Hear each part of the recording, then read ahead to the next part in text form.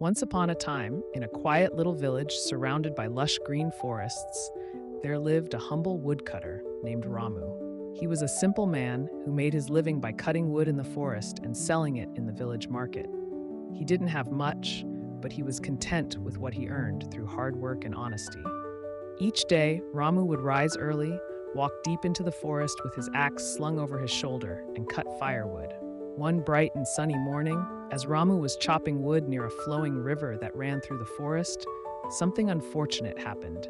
While swinging his axe, the handle slipped from his hands, and the axe flew into the air, landing deep in the river. Ramu rushed to the edge of the water and watched helplessly as his axe disappeared beneath the surface. His heart sank. That iron axe was the only tool he had to earn a living. Without it, he wouldn't be able to cut wood or feed his family.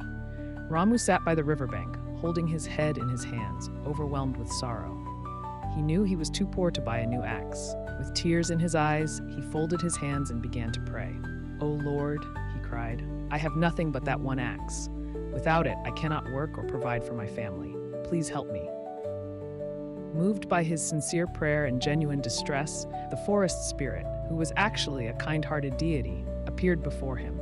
The river calmed, and the water sparkled as the divine figure rose above the surface. "I heard your prayer," the deity said gently. "I will help you, but first, tell me the truth."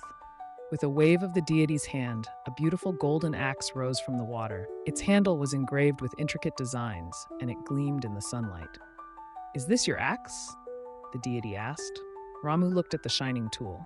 It was more beautiful and valuable than anything he had ever seen, but he shook his head honestly. "No, my lord," he replied. "That is not my axe. I have never owned anything so precious. Mine was just a simple iron axe." The deity smiled and nodded. Then from the depths of the river, the deity brought out another axe, this one made of pure silver, glimmering with soft light. "And what about this one?" the deity asked again. Ramu looked at the silver axe and replied with the same honesty. "No, that is not mine either." The deity nodded once more. Finally, the deity pulled out a plain iron axe from the water, the very one Ramu had lost. "Is this the axe that belongs to you?" the deity asked. Ramu's eyes lit up with joy as he recognized his own tool. "Yes, that's the one. That's my axe," he exclaimed, his face full of gratitude and relief. The deity looked at Ramu with admiration. "You are a truly honest man," he said. "Even when offered gold and silver, you chose to speak the truth. For your honesty, I shall reward you." With those words, the deity gave Ramu all three axes, the gold, the silver, and his original iron one. Ramu was stunned. He bowed respectfully, tears of joy running down his cheeks. "Thank you, my lord," he said.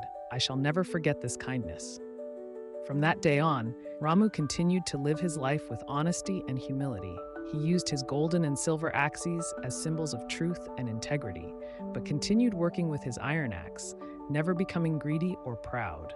The villagers were inspired by his story, and the tale of the honest woodcutter spread far and wide.